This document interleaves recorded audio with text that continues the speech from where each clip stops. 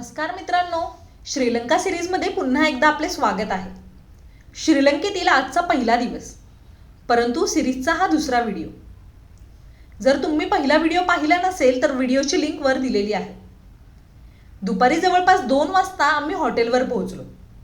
Fresh होऊन lunch केला.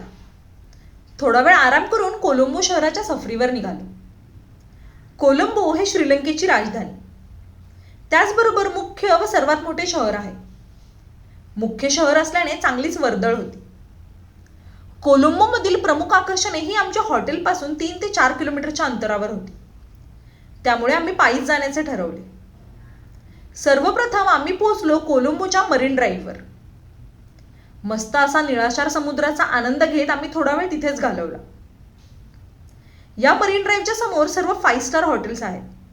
त्यामुळे जर बजेट असेल तर या सी फेसिंग हॉटेल्समध्ये देखील तुम्ही राहू शकता.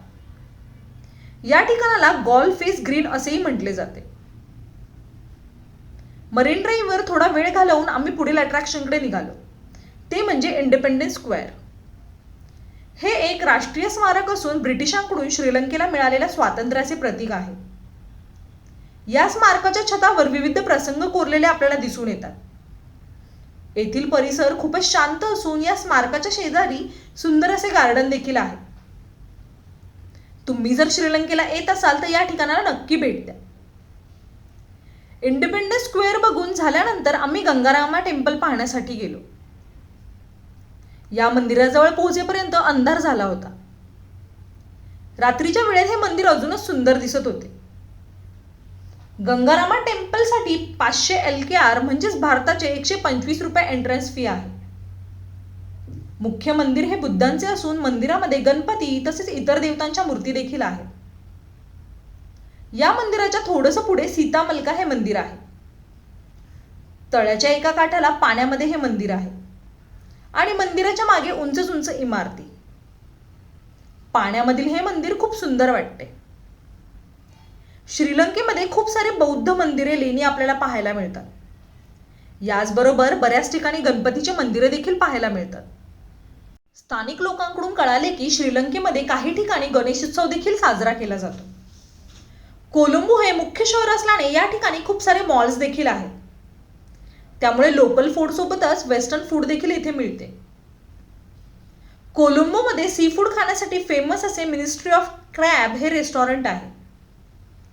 पहिल्या दिवशी आम्ही हलकाच डिनर करून दिवसाची सांगता केली.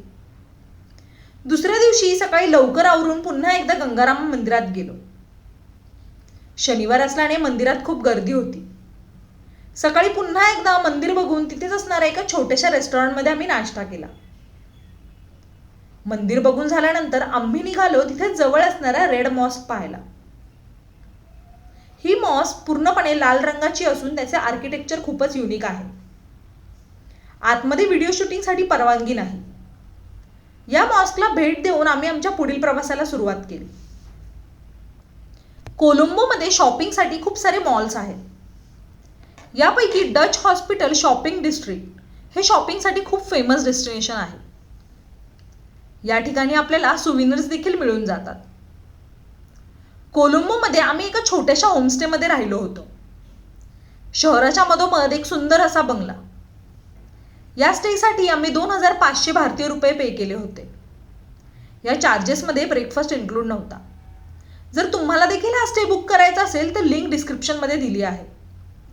याचबरोबर श्रीलंकेतील पहिल्या दिवसाचा ब्लॉग आपण इथेच थांबवूया. व्हिडिओ कसा वाटला हे कमेंटमध्ये नक्की सांगा. लवकरच भेटूया श्रीलंकेतील एका नवीन डेस्टिनेशन सोबत. चॅनेलला जर फॉलो केलं नसेल तर नक्की फॉलो करा.